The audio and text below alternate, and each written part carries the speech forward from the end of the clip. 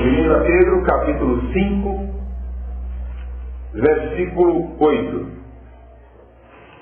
Sede sóbrios, vigiai, porque o diabo, vosso adversário, anda em derredor, bramando como leão, buscando a quem possa tragar, ao qual resisti firmes da fé, sabendo que as mesmas aflições se cumprem entre os vossos irmãos no mundo. Sim, tentais.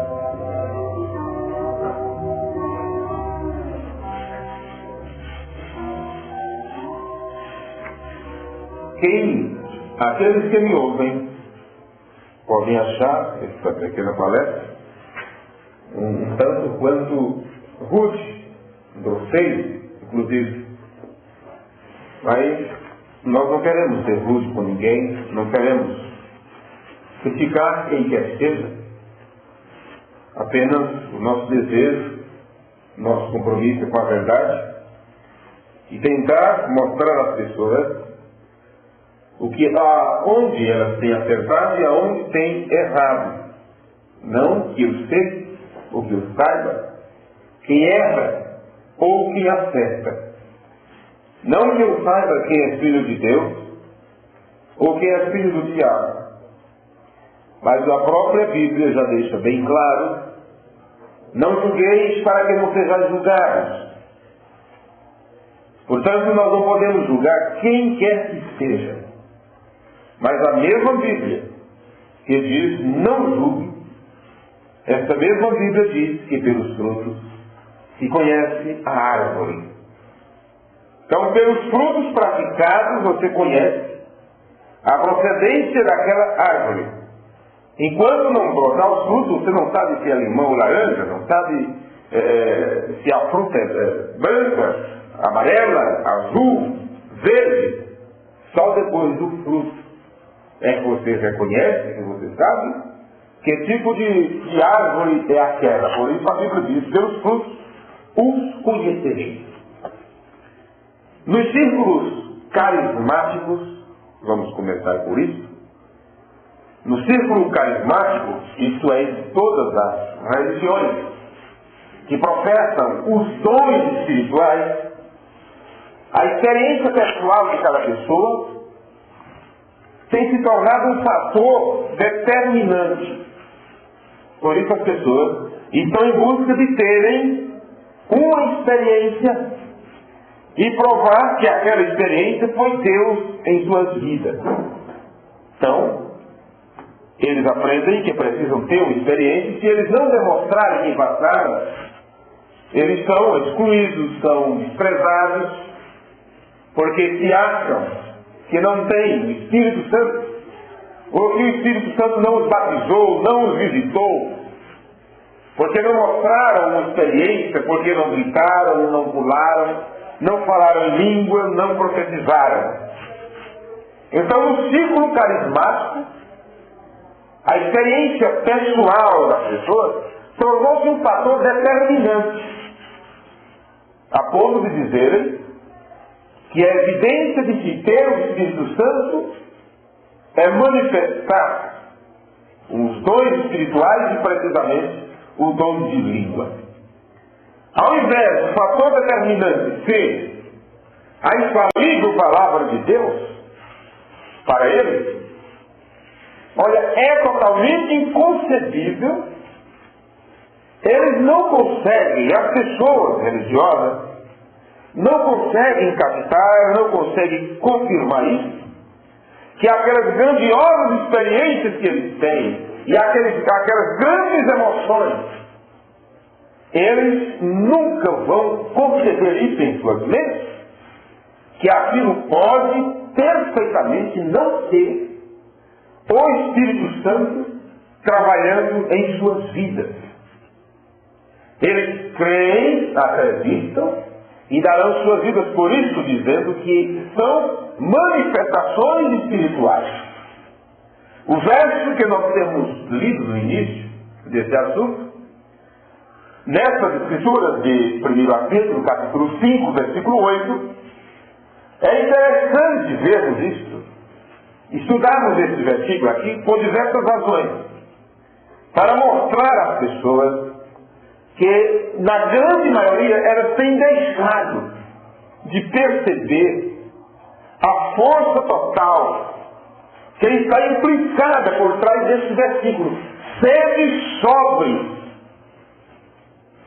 Sede sóbrio. Uma pessoa sóbria, ela está no seu nível de inteligência, mental, intelectual, espiritual, firme. Um bêbado, ele não pode estar sóbrio, tem que dar um café para ele, né? Dê um gole de café amargo para ver se ele melhora. Quer dizer, para ele ficar sóbrio, equilibrado. É isso que a Bíblia está dizendo. Sedes equilibrados.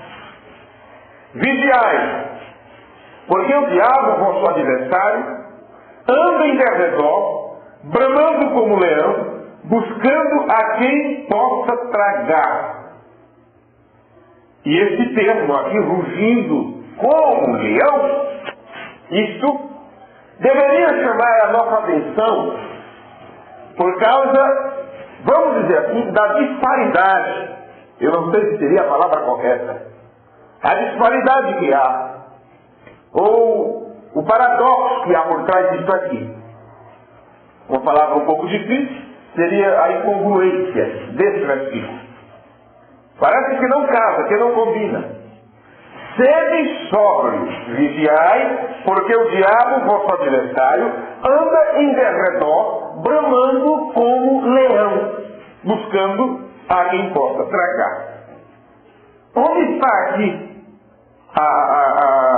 vamos dizer assim, o paradoxo desse caso?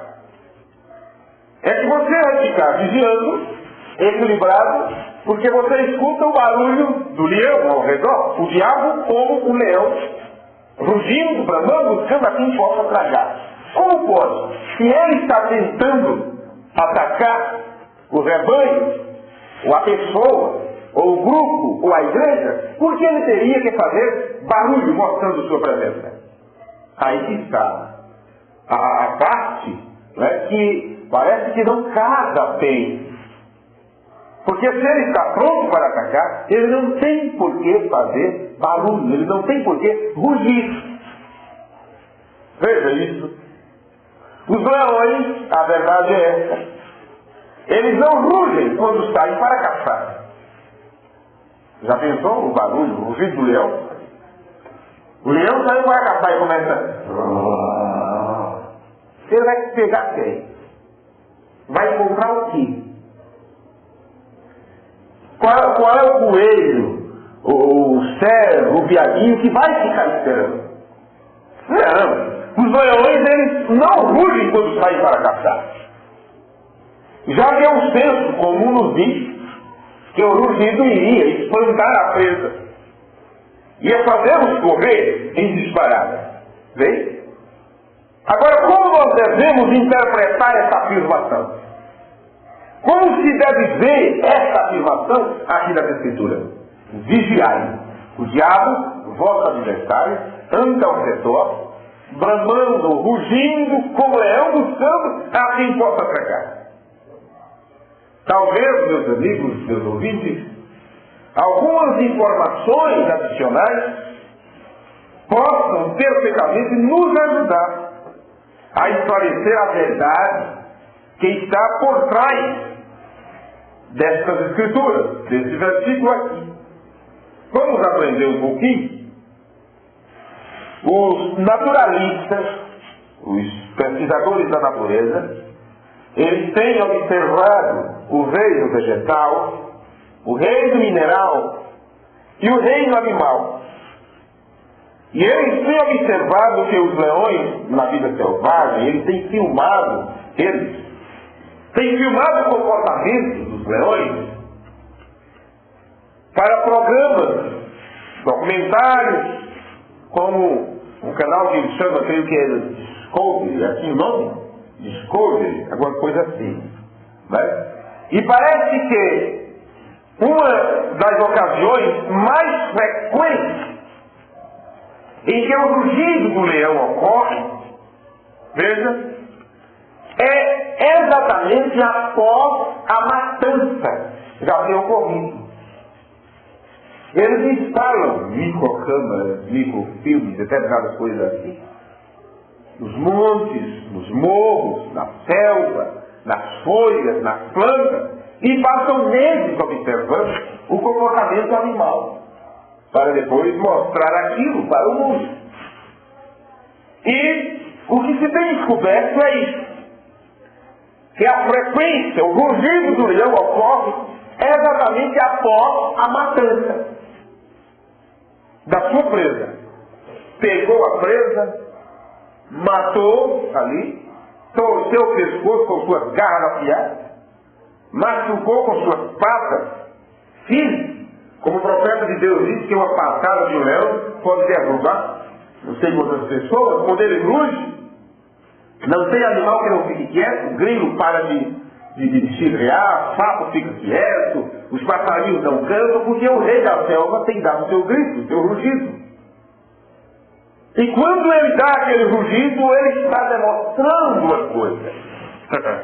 Isso aqui é o importante.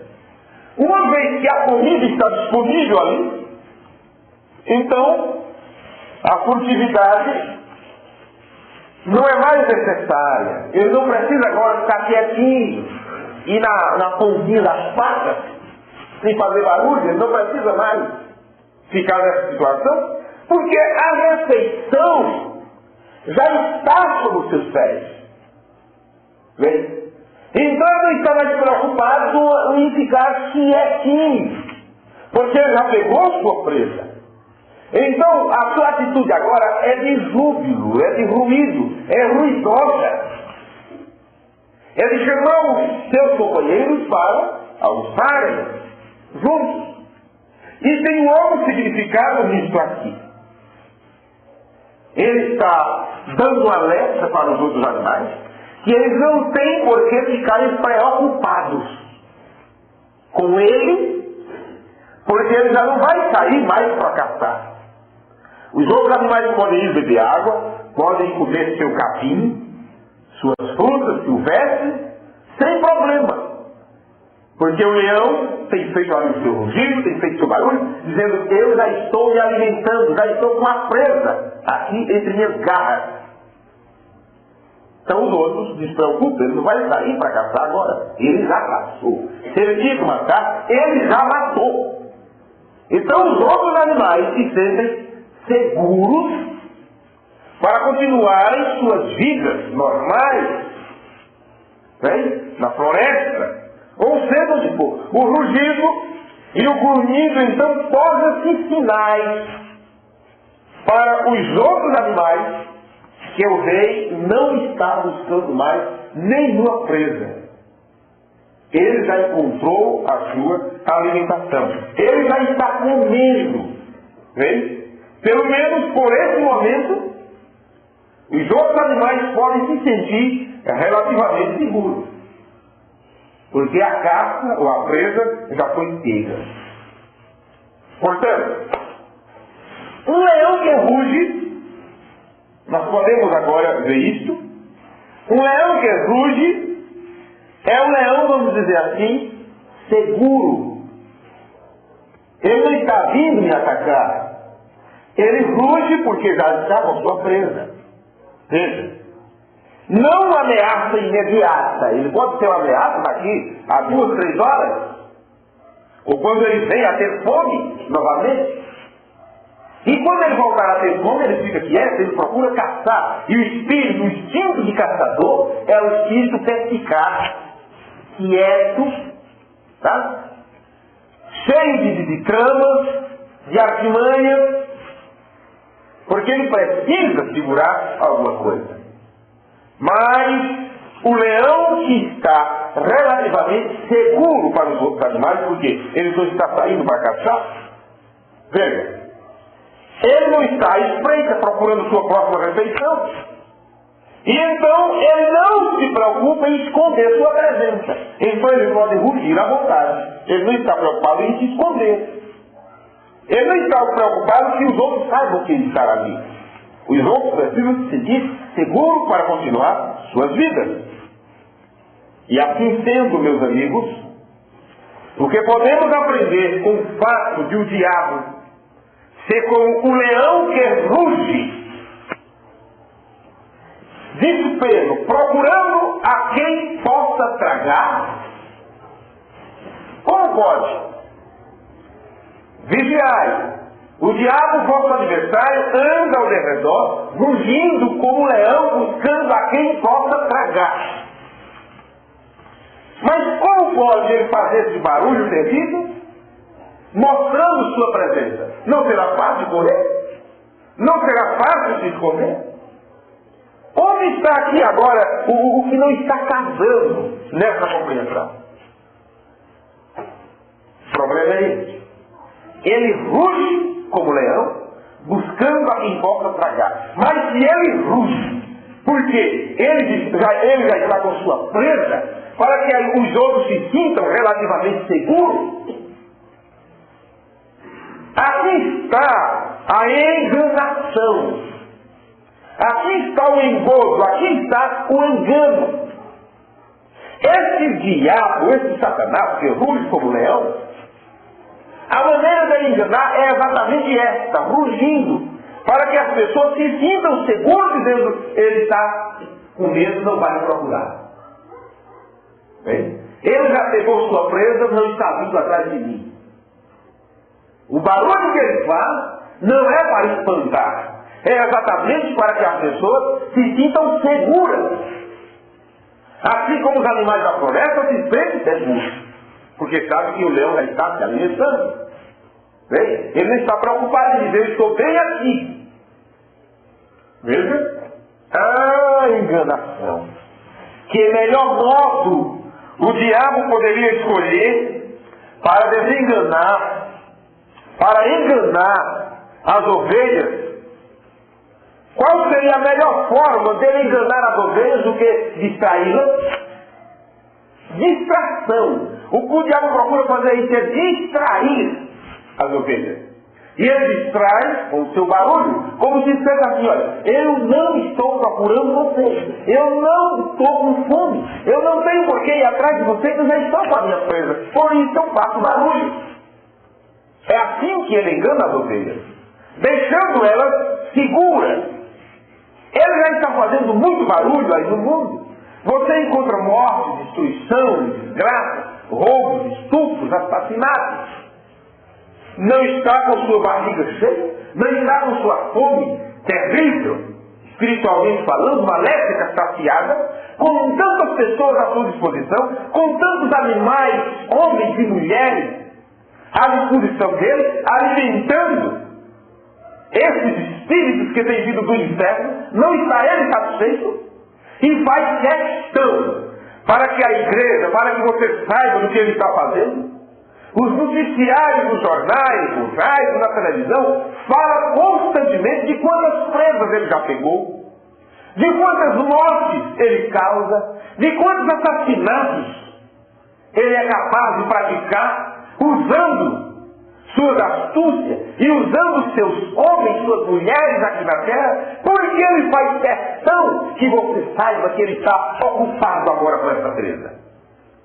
Para que você se sinta seguro e diga, ele não precisa vir atrás de mim. Ele está ocupado lá. Ele está ocupado com os motéis. Ele está ocupado nos hospitais. Matando essas pessoas com câncer, com AIDS, com catarata, com tantas coisas. Ele está ocupado lá na sarjeta com os seus bêbados. Bem?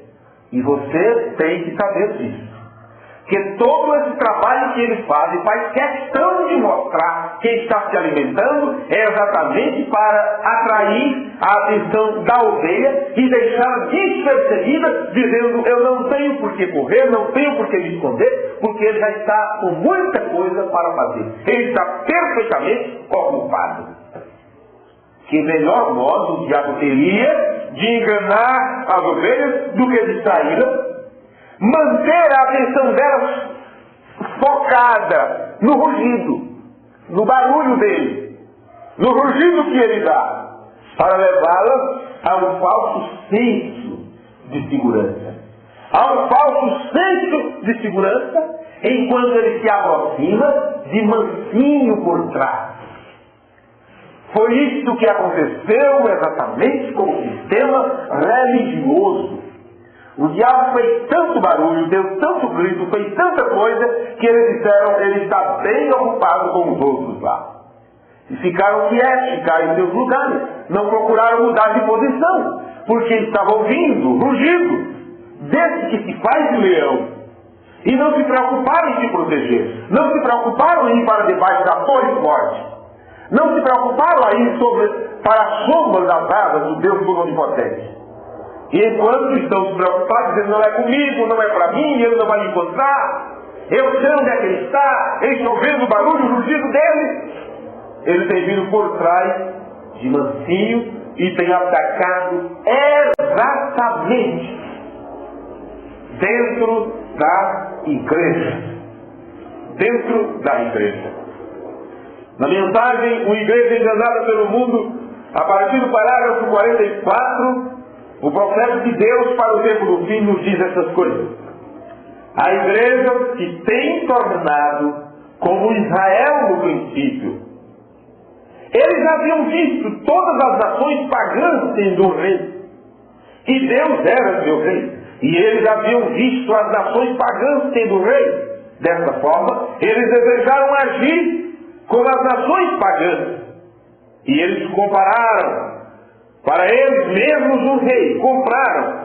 E logo que eles fizeram isso, eles entraram em problemas. Gradualmente começou a entrar. Gradualmente, o mundo começou a entrar sorrateiramente para dentro deles. E finalmente, culminou em Acabe, um rei vindo só um pouco mais perto disso, um pouco mais perto disso, e finalmente espremeu a vida para fora deles. E ali se foram eles. E quando o verdadeiro rei veio, eles não o conheceram. Isso é a mesma coisa que a igreja tem feito. Ela tem adotado, aqui está você, a igreja tem adotado sistemas políticos. Veja nesse período de campanha política, o movimento nas igrejas. Porque os políticos têm livre acesso aos púlpitos, têm livre acesso aos púlpitos para barganharem, para comprarem votos das ovelhas, dos irmãos, para trocarem por sacos de cimento, para trocarem por blocos, para construir aquilo que chama de igreja de Deus, para entregarem terrenos para o líder, para o ministro, em troca do voto de toda a sua congregação, e assim eles vendem sua primogenitura, e como Balaão amam o prêmio da injustiça, barganha com as ovelhas, que deveriam estar lutando contra o pecado, se tornam então comprometidas com o mundo, com o sistema, com a política e todas essas coisas. Uma igreja enganada pelo mundo, parágrafo 45. Ela tem adotado sistemas políticos, educações, ela tem adotado organização, sociedades, grandes igrejas. Porque agora é assim, é grande sociedade, sociedade disso, sociedade daquilo, é programas educacionais da igreja tal. Jesus nunca disse, vai, faça escola. Jesus nunca disse para a igreja, vai, construa creche. Não, Senhor. Ele disse, vai e pregue o meu evangelho. Veja. Sim, grandes igrejas. Já grandiosos pregadores que segregam, que separam.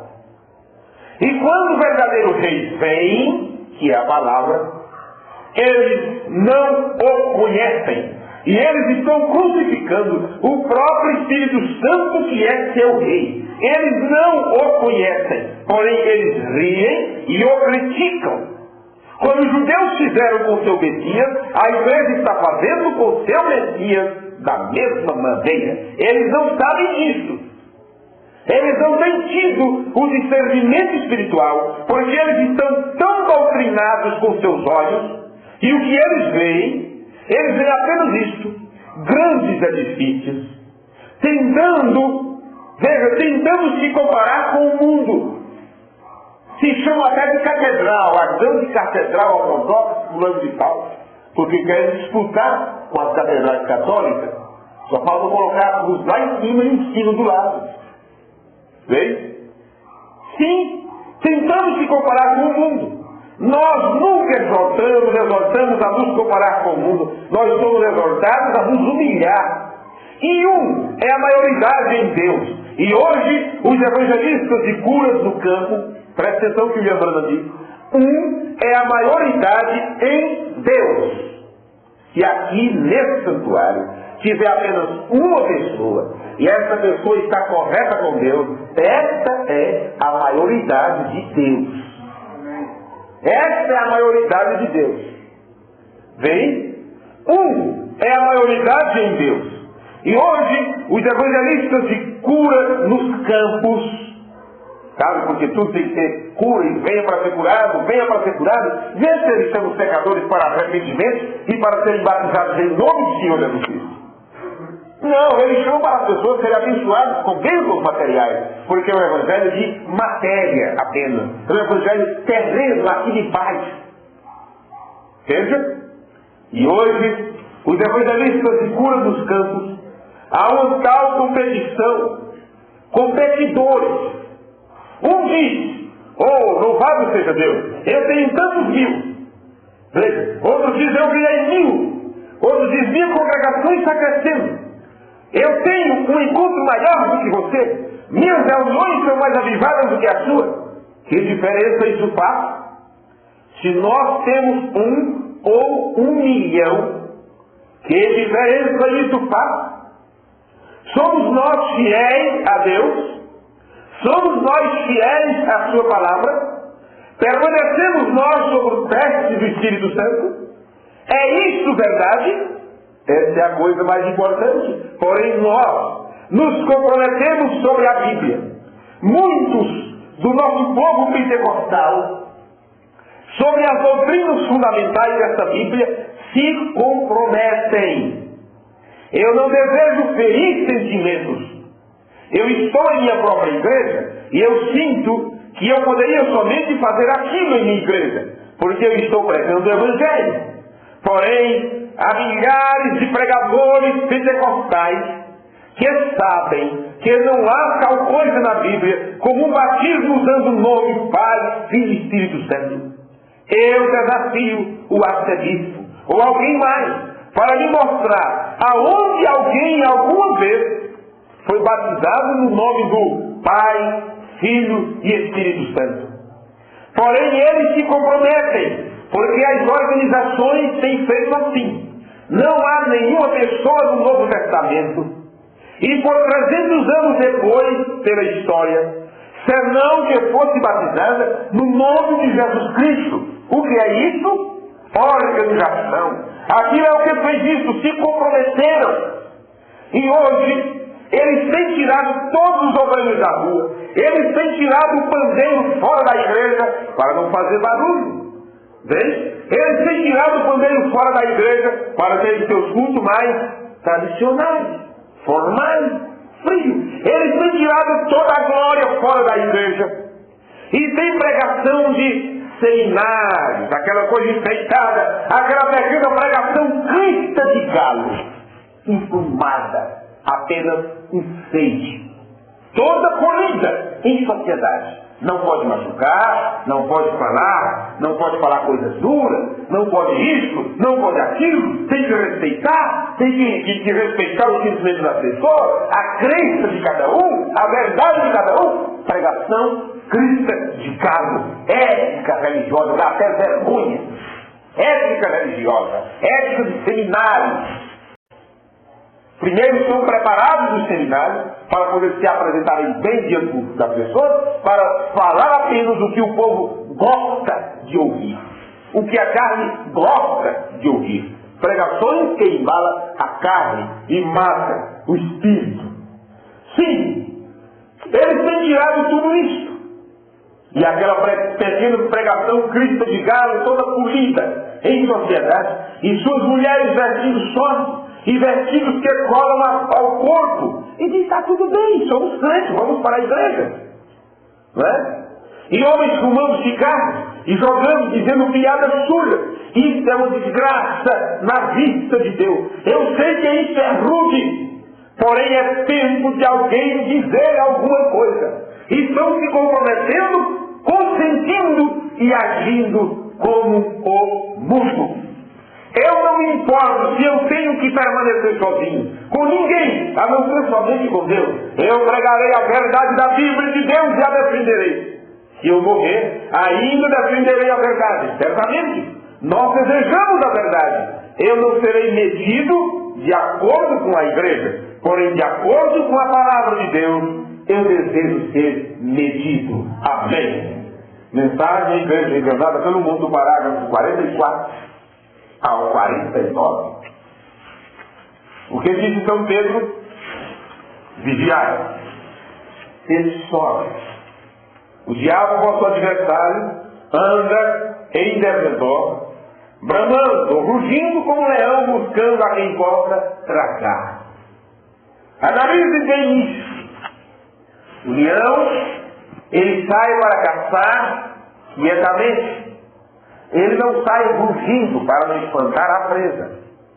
Ele vai cavar, com perspicácia, estudando o terreno, sentindo o cheiro do animal que está vindo contra a favor do vento. Ele caça, ele segue os rastros, o barulho, a pegada. Ele é o caçador, ele vai quieto.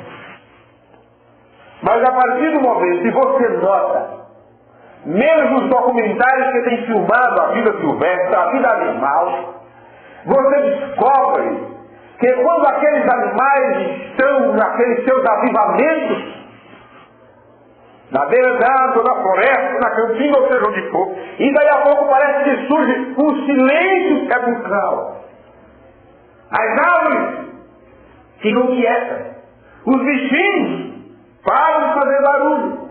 Então os animais que saem, que são presa, que são a caça, eles levantam suas orelhas, eles sondam o terreno, eles sondam o ar, eles sabem que o perigo está se aproximando. E esse perigo vem silencioso, quieto.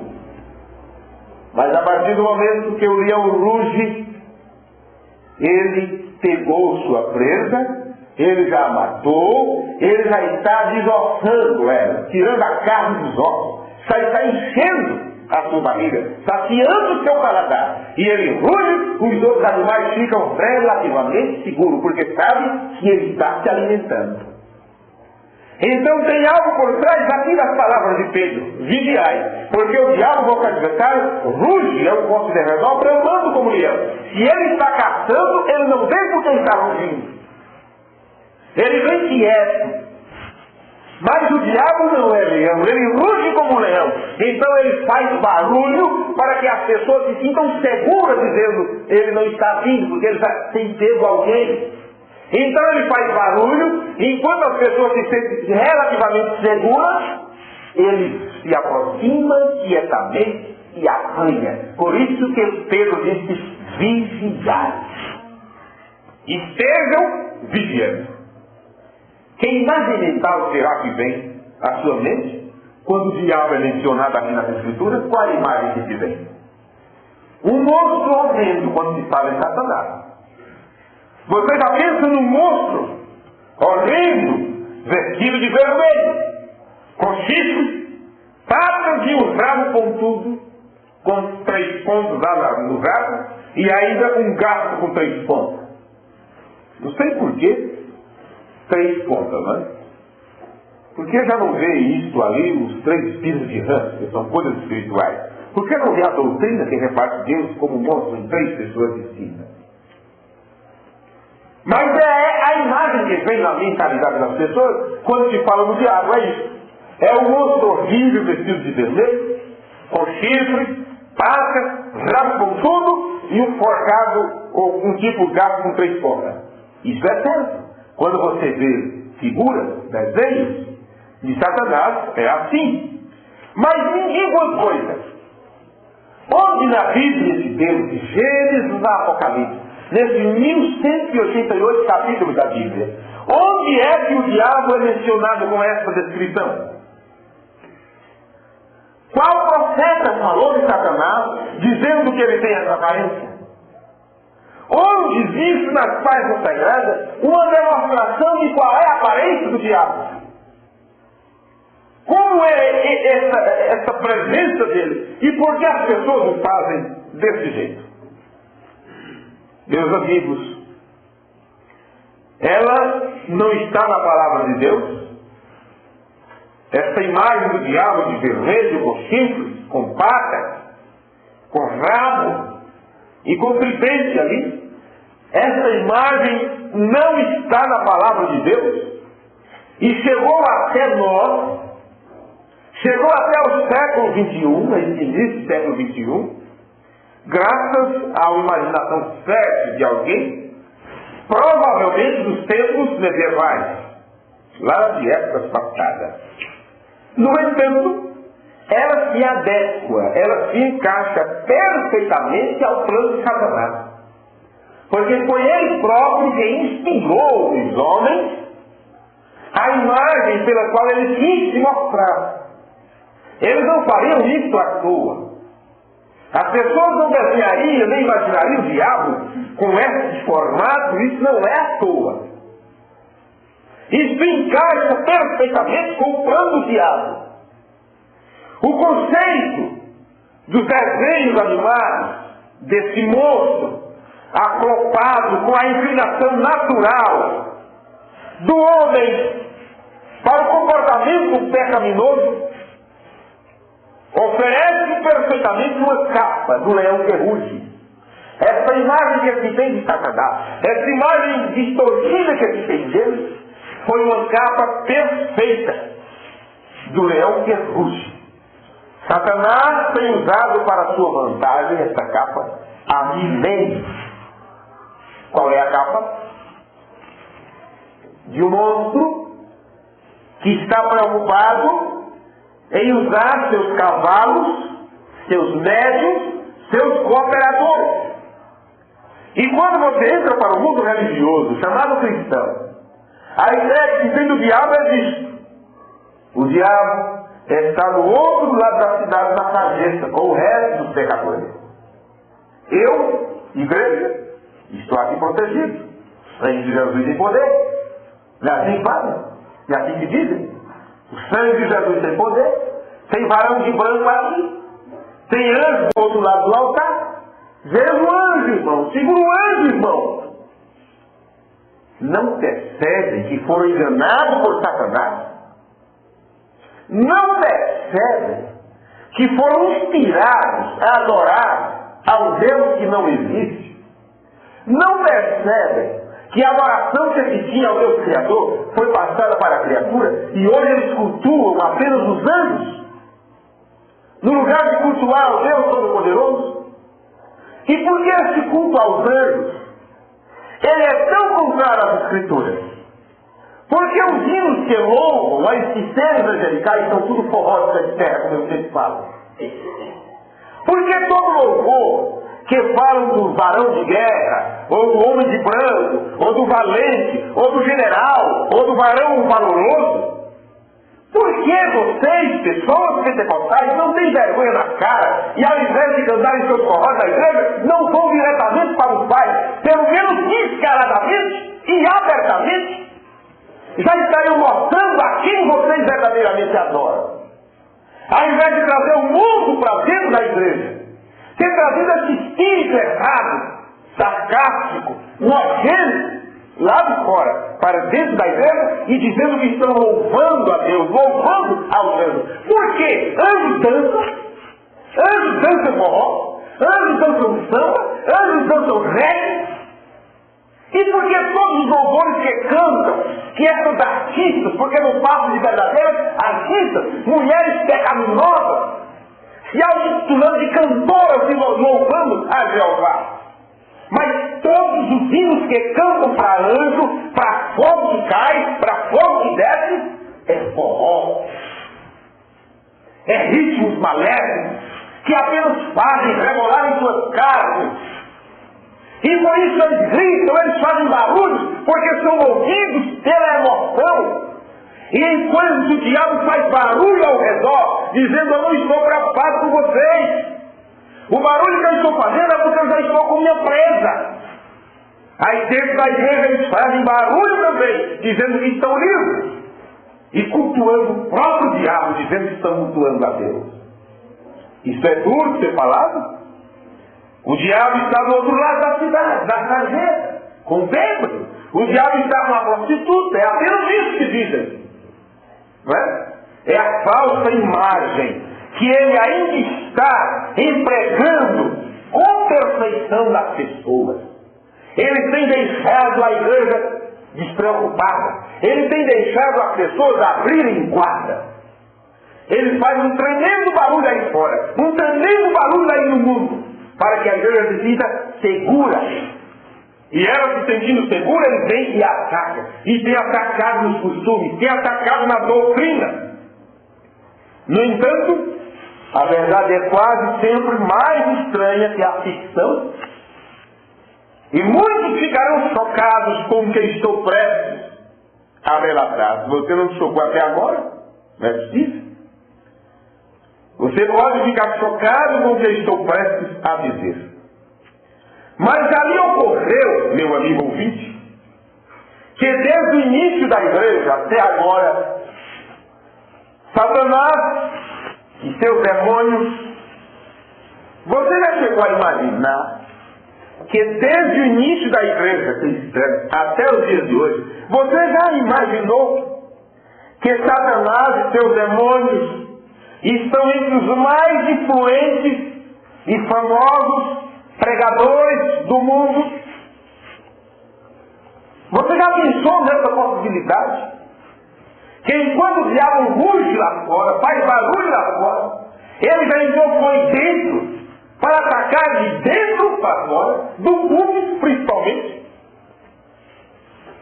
O que aconteceu no Antigo Testamento teria que acontecer também nesses dias. E na passagem do Antigo para o Novo Testamento, a semente da serpente, os filhos das trevas, eles tinham passado, subido de posição e já estavam pregando o Evangelho nos dias de Jesus. Eles estavam estudando a lei, eram escribas e fariseus, doutores da lei, que pregavam a religião, pregavam a moral e os bons costumes. E Jesus precisou, a palavra manifesta do dia, teve que desmascará-los, dizendo: vós tendes por pai o diabo. E por que hoje a palavra não pode dizer a mesma coisa para desmascarar os filhos da desobediência? Você nunca pensou nisso? Já lhe ocorreu que desde o início da igreja até agora, Satanás e seus demônios estão entre os mais influentes e famosos pregadores no mundo? Eu estou sendo tão sério nesse instante, como é sério uma pedra nos rins. Eu estou sendo tão sério, como é sério o médico que diz que você não tem mais jeito, só o milagre de Deus. Isso é tão sério como as palavras do médico que dá o diagnóstico e diz para a família: só o milagre. O leão alimenta-se das ovelhas, não dos crocodilos. O diabo não precisa ir atrás das prostitutas, o diabo não precisa ir atrás dos ladrões, dos estupradores. O diabo não está preocupado com bêbados na sarjeta, porque ambos já estão cumprindo sua vontade. O diabo faz barulho através dele para vir sorrateiramente atacar a igreja. Ele não precisa se alimentar de crocodilos. Não. Porque o diabo gastaria tempo e energia com aquela parte da cadeia alimentar com a qual ele já não tem mais nenhum interesse. Das cenas fragmentadas que nós temos nas Escrituras, que nós temos dele na Bíblia, que fala de Satanás na Bíblia, parece que ele está preso em uma luta cósmica com o grande e poderoso Jeová. E esta luta do diabo contra o ser eterno, que não tem princípio nem fim, esta briga é pelo próprio título de Deus. Você acha que Deus é o nome do ser eterno? que criou todas as coisas? Deus é um título dele, que significa aquele a quem se deve adorar. Então a briga do diabo contra o Pai Eterno, o nosso Pai Eterno, é pelo título de Deus. Ele quer ser Deus. Ele quer ser adorado como um Deus. E quando ele engana e seduz a pessoa, ele caracteriza a consciência da pessoa, e a pessoa começa a adorá-lo, pensando que está adorando a Deus. Essa grande luta cósmica com Jeová é pelo próprio título de Deus. E dedica sua atenção, o diabo dedica toda a sua atenção àqueles de nós que são ovelhas de Deus. É você que diz que é crente, que o diabo está procurando agarrar, pegar. De modo que não podemos plenamente compreender qualquer desobediência, qualquer desvio da vontade de Deus para nossas vidas. Não podemos conceber isso, porque através da sua desobediência, através do seu desvio da palavra, ele pode obter algo de você. É o objetivo dele se afastar do que está escrito. O objetivo dele é se afastar da verdade. E assim, quando ele consegue nos atrair para um falso senso de segurança, pensando que sua localização é onde ouvimos o rugido, aconteceu um terremoto lá em tal lugar, morreu milhares, o diabo está lá. Nossa, houve um desastre lá, tantos morreram. Nossa, o inimigo está ali, o sangue de Jesus tem poder. Não se preocupe com esses lugares onde ele fez barulho. Se preocupe no lugar aonde ele está em silêncio, aonde ele está quieto, aonde ele não está demonstrando sua presença, aonde ele consegue esconder seu mau cheiro de enxofre como se ele conseguisse. A palavra de Deus é tão certa quando fala sobre essas coisas, quando ele consegue nos atrair para um falso senso de segurança, pensando que a sua localização é onde ouvimos o rugido, vigiai, porque o diabo, vosso adversário, anda ao vosso derredor, bramando como leão, buscando a quem possa tragar. A tarefa de nos devorar torna-se mais fácil quando ele consegue te atrair para o lugar onde ele está fazendo barulho.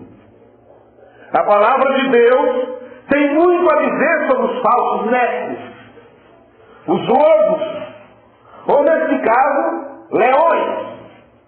Quantos textos tem? Ou nesse caso, os leões entre as ovelhas. Você agora vai perceber um pouco como é que ele ataca. Ele faz barulho do lado de fora, para que você pense que ele está lá. Aí você se apercebe do lado de dentro, ele te ataca, ele te pega. E para devorar o máximo possível, eles precisam fazer o melhor que podem para poder ficar sob uma capa disfarçada. Demônio disfarçado. Demônios se disfarçam de anjos. O diabo se disfarça de Deus. O príncipe das trevas se disfarça de filho da luz, porque ele sabe perfeitamente que Deus é luz. Ele já habitou diante dessa luz. Ele foi criado por essa luz. Mas ele não consegue mais refletir essa luz. Ele não consegue mais passar para o lado da luz porque ele a perdeu. Ele virou as costas para a luz. Mas ele consegue se disfarçar de anjo de luz, ou do próprio Deus, a fonte da luz da vida. E traz um falso brilho, uma falsa luminosidade, uma falsa claridade para as pessoas. E elas acham que estão no céu. E elas cantam, pulam, e glorificam, e dançam. E fazem de tudo.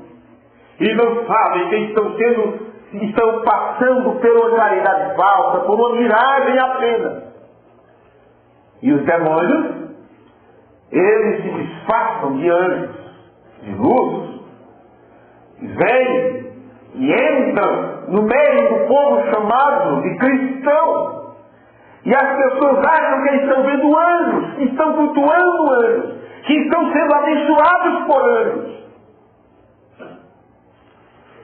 e não sabem o quanto estão longe da verdade. A palavra de Deus tem muito a dizer sobre os falsos mestres, sobre os lobos, sobre os leões no meio das ovelhas. E para devorar o máximo possível, eles fazem o que podem para ficar sob uma capa de disfarce. Eles mantêm o aparente exterior de ovelhas. Porque eles estão falando aqui de trevas, de luz. Eles estão falando aqui entre os seres espirituais e seres naturais. Entre anjos e demônios. Os dois pertencentes a reinos espirituais. Mas entre as ovelhas e bodes, que pertence agora ao reino natural, ao reino animal, racional. Veja isso. Então ele se disfarça. Como é que ele pode atacar? Primeiro ele tem que se disfarçar de ovelha. E como pode um demônio se disfarçar de ovelha, a menos que ele use alguém, a menos que ele use uma pessoa? E essa pessoa passa por teste, e essa pessoa passa por tantas fases, e se apresentam como verdadeiras ovelhas, remidos e lavados pelo sangue de Jesus Cristo. É assim que se professa. Como Paulo diz, tendo aparência de piedade, mas negando o seu poder, mas negando sua eficácia. Vem? Sim, é desse jeito. Para que ele possa manter uma aparência de ovelha, é de fundamental importância para que tenha êxito ao atacar as ovelhas. Além disso, para que ele possa trabalhar como pastor, como mestre, veja, isso lhe concede a maior de todas as oportunidades para infligir o maior dano espiritual possível. Imagine um demônio usando o pregador do Evangelho. Que maldade esse homem não faz. Que problema esse camarada não faz. E você acha que essa maldade que ele faz é matando as pessoas, é atirando as pessoas, é levando ela para beber, para prostituir? Não, ele vai pregar moral, bons costumes. Ele vai pregar amor para as pessoas. Entende? Ele vai apresentar grandes coisas para as pessoas. Mas desviando as pessoas do caminho do bem através de doutrinas heréticas contrárias às Escrituras. É assim que o diabo está desencaminhando as pessoas. A enganação é a marca registrada do diabo. Ele enganou a Eva, dizendo o que para Eva? Dizendo o que para Eva? Mandando ela amaldiçoar a Deus, mandando ela dizer que Deus não existe, mandando ela dizer que Deus não presta. Não, vou dizer não, Eva. Se você comer, você vai se tornar melhor. Sabe? Você vai ser uma pessoa igual a Deus. A enganação é a marca registrada do diabo. É seu modo de operação. É seu jeito de agir. E é por isso que o Novo Testamento está repleto de advertência sobre a enganação. E percebam nesse instante como é que o diabo engana. Como é que ele faz barulho para, por baixo do silêncio, atacar as pessoas. Aqui estão alguns exemplos. Jesus Cristo, no livro de São Mateus, capítulo 24, versículo 4 e 5, está escrito assim: e Jesus respondendo disse-lhes: acautelai-vos. Não é a mesma palavra de Pedro? Sede sóbrios e vigiai. Acautelai-vos, que ninguém vos engane. Jesus não disse: cuidado, não deixe o diabo enganar vocês. Ele disse que ninguém vos engane, porque ele sabia que o diabo teria que usar alguém.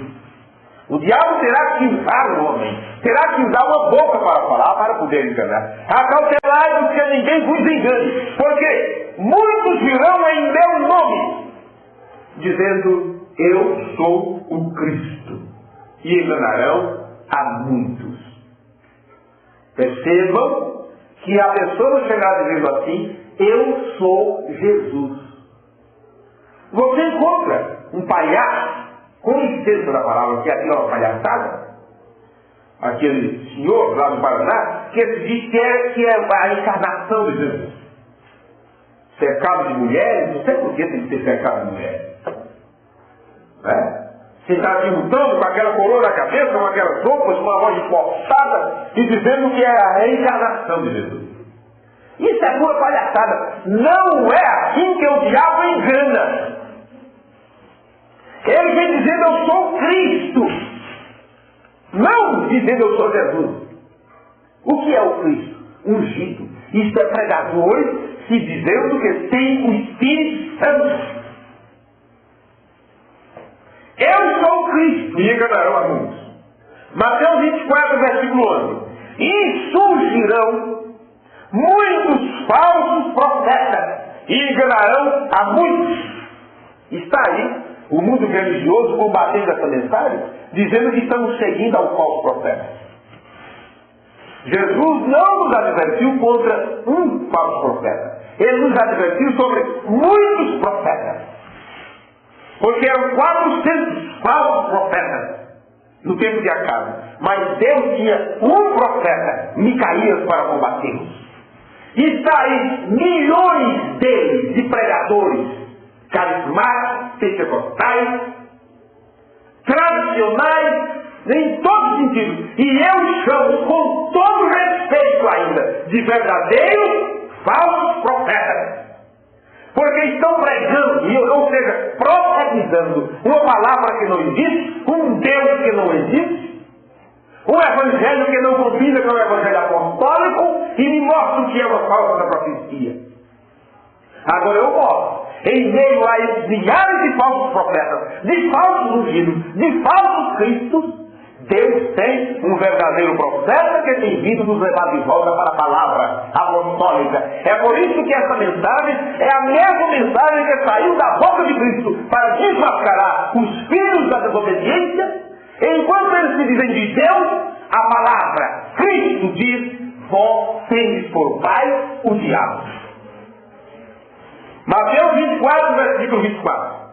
Porque surgirão falsos cristos e falsos profetas, e farão tão grandes sinais e prodígios, que se possível for, enganaria até os escolhidos. Onde é que ele está fazendo esses sinais e esses prodígios? É no mundo? É na prostituição? É na sarjeta? Onde ele está fazendo esses sinais e esses prodígios? É na igreja. É dentro da igreja. E as pessoas acham que estão sendo abençoadas, que o varão de branco chegou, com a bandeja na mão, e todas essas coisas. Para poder se cumprir Mateus 7 naquele dia. Muitos dirão: Senhor, Senhor, em teu nome não fizemos sinais, prodígios e maravilhas, então lhes direi abertamente: apartai-vos de mim, vós que praticais iniquidade, ovelhas que foram desgarradas por Satanás. Essa é a verdade. Vamos concluir? São Marcos capítulo 13, versículos 5 e 6. E Jesus, respondendo-lhes, começou a dizer: olhai que ninguém vos engane, porque muitos virão em meu nome. É em nome de Jesus que eles vêm. Viu? Então eles cantam em nome de Jesus, eles pregam em nome de Jesus, eles curam em nome de Jesus, expulsam demônios em nome de Jesus, tudo fazem em nome de Jesus, mas não aceitam serem batizados no nome do Senhor Jesus Cristo, porque não pertence a Ele. Uma coisa é usar o nome de Jesus, outra coisa é ter o nome de Jesus. Nós não usamos, nós temos. Esse é o evangelho de Pedro. O que eu tenho, isto te dou. Em nome de Jesus Cristo, levanta que anda. Corpos, cegos, paralíticos, na alma e no espírito, que não conseguem andar no caminho da santidade, não conseguem enxergar a verdade do dia. Surdo, espírito de surdez, que não conseguem ouvir a verdade. Nós não temos ouro nem prata para oferecer para quem quer que seja, nem sequer para pedir a quem quer que seja. Mas o que temos, isto te damos. Por que não vem e se batiza em nome de Jesus Cristo? É isso que nós temos, o nome de nosso Senhor Jesus Cristo. O nome que está acima de todo nome, no qual toda a família no céu e na terra dobra o joelho e confessa que Ele é o Senhor para a glória de Deus Pai.